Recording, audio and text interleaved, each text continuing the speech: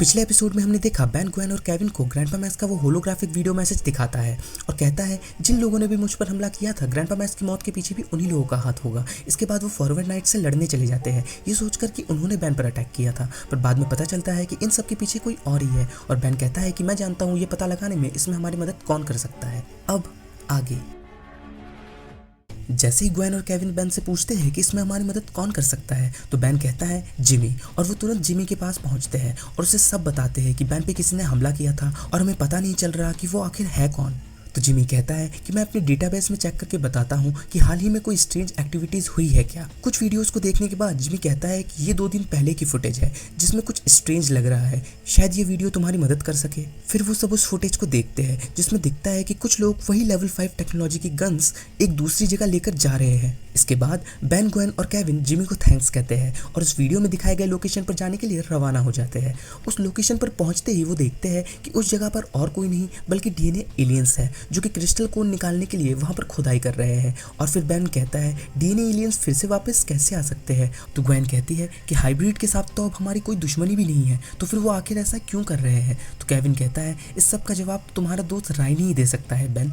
तो बेन कहता है कि ठीक है फिर मैं राइनी को लेकर आता हूँ। और फिर केविन कहता है कहाँ से, मेरा रस बकेट अभी खराब है। तो बेन कहता है शिप है ना। और फिर ग्वेन कहती है कि तुम्हें कैसे लगता है कि जूली अब बड़ी आसानी से शिप को तुम्हें दे देगी। और फिर बेन पूछता है कि क्यों नहीं देगी। तो केविन कहता है क्योंकि तुम दोनों का ब्रेकअप हो चुका है डफर। तो बेन बहुत हैरान होकर पूछता है हमारा ब्रेकअप हो गया, कब, कैसे, ये कौन सी मीटिंग है जहां मुझे नहीं बुलाते। तो केविन कहता है ओह तो इन महाशय को अभी तक पता ही नहीं है कि इन दोनों का कब का ब्रेकअप हो चुका है, क्या बात है। तो ग्वेन कहती है कि पता भी कैसे चलेगा जब ये घर से बाहर ही नहीं निकलेगा। तो बेन कहता है कि ये तुम दोनों क्या कह रहे हैं, मुझे तो कुछ समझ ही नहीं आ रहा। इसके बाद ग्वेन बेन को कहती है तुम ये 2 सालों से घर से बाहर ही नहीं निकलते थे, ना ही किसी से मिलते थे, ना ही किसी का कॉल रिसीव करते थे। फिर बेन कहता है मैं मिलने आता तो था और कॉल भी तो रिसीव करता था। तो केविन कहता है हाँ अगर कोई 100-200 बार कॉल लगाए उसके बाद जाके तुम कॉल रिसीव करते थे, और जब कोई 10 बार मिलने बुलाए तब जाके शायद तुम 1 बार मिलने आते थे। फिर ग्वेन पूछती है आखिर तुम घर में रह के करते क्या थे पूरे टाइम। बेन कुछ कहने वाला होता है कि केविन उसकी बात काटते हुए कहता है और क्या करता होगा,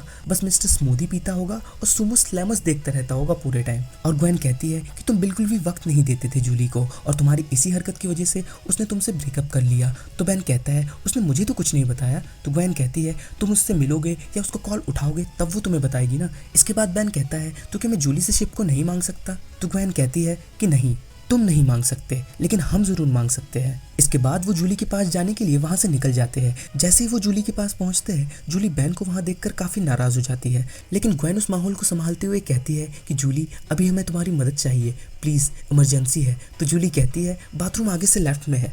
इस बात पर केविन बहुत जोर से हंसता है और कहता है जूली एक्चुअली वो वाली इमरजेंसी नहीं जो तुम सोच रही हो, असल में हमें शिप चाहिए। तो जूली कहती है ओह तो ऐसा कहो ना। और वो कहती है ठीक है तुम शिप को अपने साथ ले जाओ लेकिन जल्दी वापस ले आना और उसको बेन से जरा दूर ही रखना। इसके बाद वो तीनों शिप के साथ राइनी को लेने चले जाते हैं।